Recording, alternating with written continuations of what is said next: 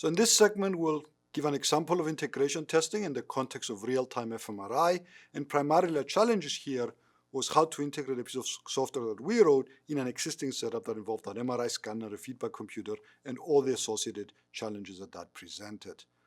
So first, let's just orient ourselves as to what fMRI and real-time fMRI are.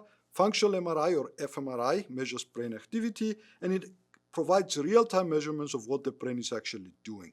So real-time fMRI allows us to interventions to alter the state for many applications. For example, in the case of pain management, the patients can be taught to reduce their brain function in those parts of the brain that create the sensation of pain. So just to sort of make that more concrete, when people feel pain, particular part of their brains activate, the signal in fMRI is higher than it would normally be, and you can train people to reduce the signal in that part of their brain, and if you give them a sense of what their brain is doing, they can try different things until the signal goes down, and this is the technique. For those of you interested in knowing more about the topic, there's a new book edited by my colleague Michelle Hampson, and you can see the title there. The title is fMRI Neurofeedback. So before we talk about the system, let's just review the normal fMRI pipeline. You basically acquire lots of 3D images of the brain every 1.5 or 2 seconds, that's typical, that are sensitive to what's known as blood oxygenation level, or BOLT. This is the measure of brain activity that we use, and you can see the set of images there. You can see that they're not particularly lined up because people tend to move around in the scanner a little bit. The next day, perhaps, you correct for motion in the image as people tend to move their heads, they don't sit still, and you end up with a nice straight set of volumes here. And then you perform analysis to see if the time-varying signal correlates to something we care about. Perhaps some of the time the subjects were asked to perform a particular task, some of the time they're asked to be addressed, and we look for elevated signal in those times they were performing a task compared to the time they were addressed.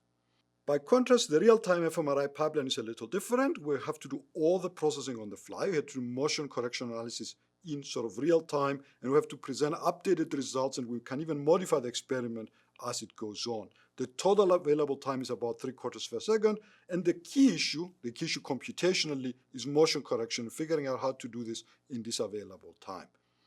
So this is what the result, this is what an experiment looks like. This is a time course. This is what the patient is seeing in one of these experiments. Again, courtesy of my colleague Michelle Hampson. This is from an experiment of a study that's designed to help people control PTSD symptoms. During the white time course, this is when the patient is addressed and they're shown a neutral picture and they're told to relax. During the red time course, they are made to listen to a recording of a personalized trauma story, what affects them. And what we're seeing here is the time series as recorded from the amygdala, part of the brain that's involved in this area, and you can see the activity elevates as they're responding to the trauma. And during the blue component, this is when they're asked to regulate their time course. They can try different techniques, which they were given ahead of time, and see if they can reduce their brain signal. And you can actually see that the brain signal goes down from activity area down to the blue area. And this is an example of teaching people to control their brain to help them as a treatment for many of these intractable diseases. So what does this look like from a software perspective? So this is our subject. Our subject will go into the scanner and lie down into a bed here. And the system, as it stands in a typical MRI setup, consists of 2 computers, the scanner console here on the bottom, which is where the operator controls the system, sets all the parameters for the imaging study, and the reconstruction system, which takes the raw signals from the MRI scanner and creates the images that will then appear on the scanner console. So if you go for a regular MRI study, this is what's involved, with a huge amount of simplification. In the real-time setup, we have another computer, we call the image processing computer, it's a different color here, which taps into the reconstruction system, gets the data in real time, performs the analysis, and outputs information for the feedback computer, which is used now to generate display for our subject, just like the plot we show on the top left-hand side of the screen. So what you're seeing here, this average time course, is produced by the image processing computer doing motion correction, averaging the signal in a particular region, sending it to the feedback computer, which produces the feedback, whether it's a plot or whatever else the experiment we're trying to do. So what are the challenges here for integration testing? The challenge, of course, is that we don't have an MRI scanner lying around whenever we want. So if you take the system, the solution we came up with is to take the image processing computer, which is our own software, we isolate that, and we create first a simulator to create the MRI acquisition, which just feeds the imaging processing computer data as if it were acquired from an MR scanner. This performs its processing, and then we have another simulator that captures the output of the image processing computer and ensures that given the same data, we get the correct output. And so this type of setup permits testing in the lab without having to use a very expensive piece of equipment to do debugging, and allows us to figure out that the software works before we have to take it into practical operation. We have a video clip here from Dr. Rajesh Venkataraman from IGAN Health Services, and he'll tell us about a similar strategy they employ for testing their software for image-guided prostate biopsy, which involves the use of a robotic device to control the ultrasound probe. So let's take a listen. Which is going to basically, we have a hardware device.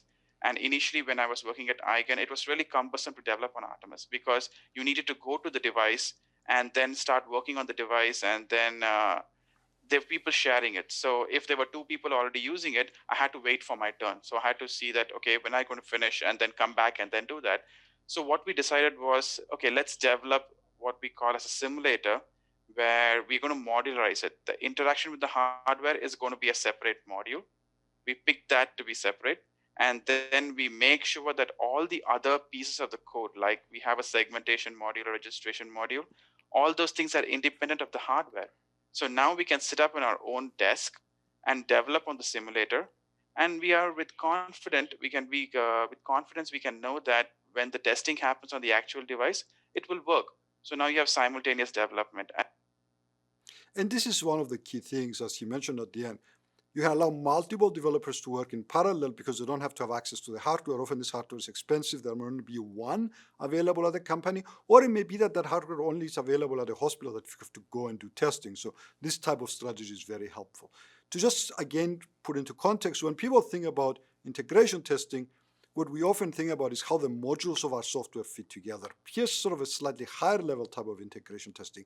How does our software fit with the rest of the universe where a user operates? And we may have to simulate a PACS, we may have to have a demo PACS set up in our lab to do testing, we may have to have a demo electronic health record software, and all other kind of hardware simulators. These are extremely useful tools for testing purposes. They permit many people to try things at the same time and to have controlled conditions. Of course, eventually we have to go back to the real world and make sure that simulators capture enough of that information and we're not discovering new bugs as we enter into the real world. So this concludes this sort of excursus into integration testing in real-time fMRI. In the next segment, we'll pick up the story and we'll talk about how does one create a verification plan and look at some of the regulatory guidance in that area as well. Thank you.